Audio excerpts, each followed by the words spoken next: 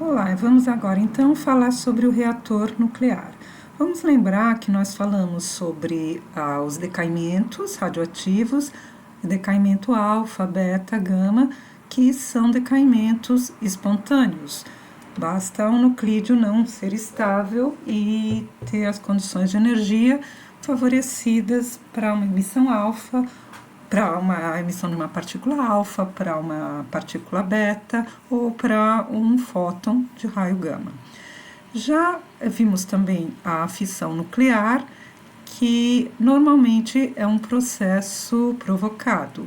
Existem até alguns nuclídeos pesados que podem sofrer a fissão espontaneamente, porém esse processo é muito raro. E o que normalmente acontece é a fissão provocada, uma reação. E vimos também que cada reação, cada fissão é provocada quando um núcleo é bombardeado por um nêutron e, como produto da fissão, cada fissão libera 2 ou 3 nêutrons. Então, existe uma reação em cadeia que cada fissão, se nós tivermos número suficiente de nuclídeos, eles vão produzir uma grande quantidade de energia. E essa energia sabemos que podemos usar para o nosso bem-estar, para produzir energia. E é o caso de um reator nuclear baseado na fissão. Eu vou falar brevemente sobre as principais características do funcionamento. Nós vimos também, nós temos aqui um esquema de um reator, temos o núcleo do reator, para que haja fissões, para que gere energia, precisamos ter nuclídeos que sofrem a fissão. O urânio é um elemento muito utilizado e vimos que o nuclídeo mais comum, mais abundante na natureza, de urânio 238, ele acaba não sofrendo a fissão. Quando bombardeado com um nêutron, ele acaba absorvendo esse nêutron, se tornando num urânio 239 num estado excitado. Então, para isso, a gente precisa de urânio 235, que é aquele que realmente sofre a fissão assim que bombardeado por um nêutron. Na natureza, nós temos 99,3% de abundância do urânio 238 e só 0,7% do 235. Então, é preciso fazer o que a gente chama de enriquecer o urânio, selecionando para que haja um número razoável de urânio 235. Depois, nós precisamos, para que a fissão ocorra, esses nêutrons têm que ser nêutrons térmicos, ou seja, lentos, com uma energia baixa, por volta de 0,04 eletronvolts.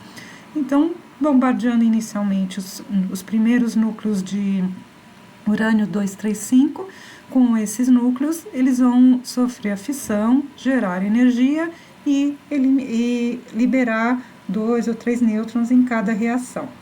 E deseja-se que esses nêutrons liberados provoquem outras fissões. Porém, os nêutrons liberados na reação de fissão, eles saem com bastante energia, por volta de 2 MeV. E se eles incidirem com essa energia num núcleo de urânio 235, eles não vão provocar exatamente a fissão, porque a energia deles é muito alta, eles vão simplesmente perder alguma energia e escapar muito facilmente do núcleo. Então, é importante a gente baixar essa energia desses nêutrons. Para isso, a gente precisa usar algum material que nós chamamos de moderador, que tem a função de diminuir a energia desses nêutrons, sem, contudo, absorvê-los. E para isso precisa ser um elemento que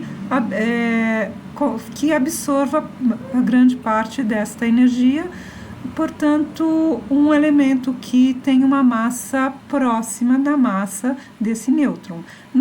Um elemento próprio para isso é um próton, que está na água. Então, a água é um ótimo moderador, já que os nêutrons ela tem prótons que vão dividir, o nêutron vai acabar dividindo de uma forma mais equilibrada essa energia e perder, então, a energia que ele tem. Então, muitos reatores usam a água como moderador e faz com que os nêutrons percam essa energia, vão perdendo após várias colisões e aí eles voltam a ter uma energia mais baixa, que quando incidirem no urânio 235, eles vão provocar a fissão. Temos que também tomar um cuidado, já que durante esse processo, enquanto os nêutrons vão perdendo energia, eles vão passar por uma energia transitória vão diminuir, né? A energia não vai ser mais 2 MeV, mas ainda não chegou a uma energia tão baixa quanto a necessária para que ele consiga promover a fissão nesse urânio.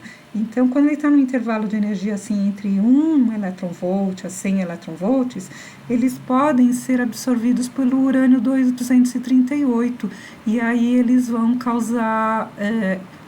fazer com que eles o urânio vá para o estado excitado sem, no entanto, sofrer a fissão. Então, uma coisa que geralmente se faz é deixar que o moderador e o combustível fiquem em compartimentos separados lá dentro do reator. Bom, uma vez que essa energia dos nêutrons é baixada, incidindo de novo, deixando que eles incidam em outros núcleos de urânio 235, a gente consegue provocar a fissão. Esta fissão vai provocar energia, essa energia vai se transformar, está num reator onde temos água e vai se transformar em calor. Essa água vai ficar bem aquecida e ela passa por uma serpentina que está em contato, o recipiente onde ela está em contato, essa serpentina está em contato com uma água num outro compartimento, que chamamos aqui toda essa parte do núcleo, até esse compartimento é o circuito primário. Olhem que esta água aqui que é o próprio moderador, ela está radioativa, porque temos as fissões, né, a energia toda acontecendo aqui. Então, passando por essa serpentina, ela aquece a água que está nesse gerador e esta água é aquecida, mas ela não é radioativa. E essa água vai ficar com uma temperatura alta, vai gerar vapor e esse vapor vai gerar a turbina, que por sua vez gera eletricidade.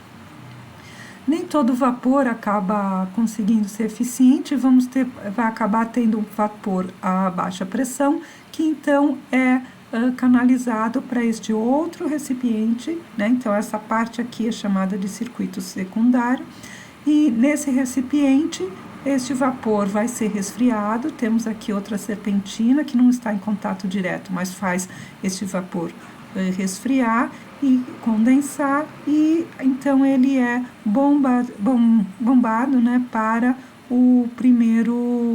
esse primeiro recipiente aqui, onde vai ser gerado como vapor novamente. Então, de uma forma bem sucinta, este é o funcionamento do reator.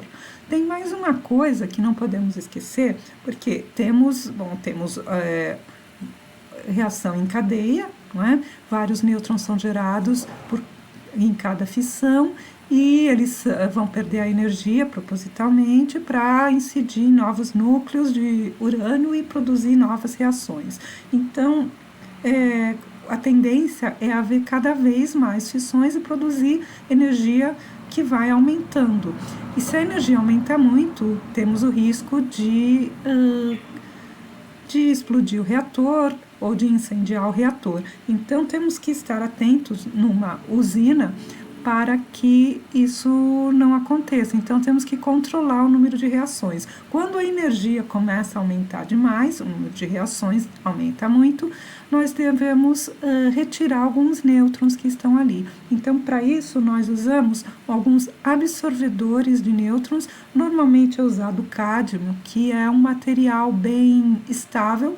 Ele, quando está ali, eles absorvem esses nêutrons sem sofrer nenhum decaimento, sem emitir nenhuma energia.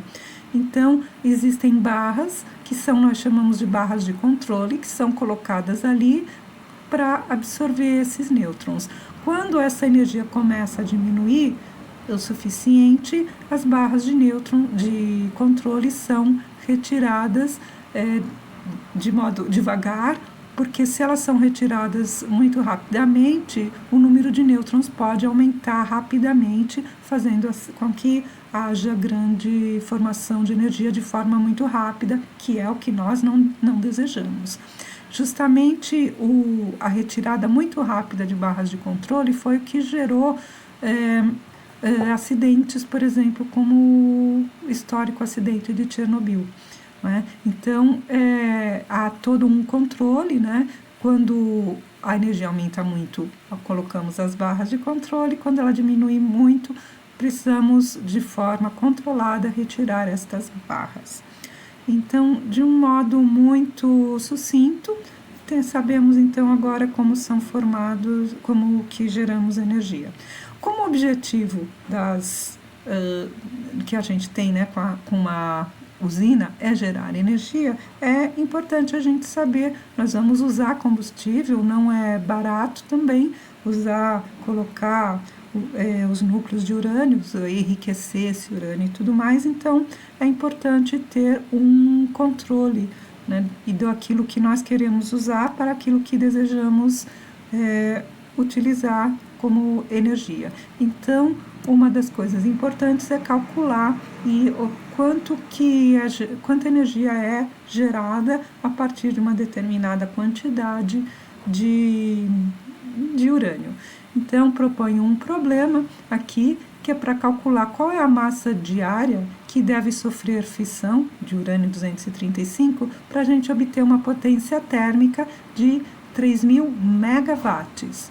E nós aprendemos a calcular a energia liberada numa fissão, mas aqui vamos considerar que ela tem um valor exato de 200 MeV para cada fissão do urânio 235. Então, esse é o final da aula de hoje.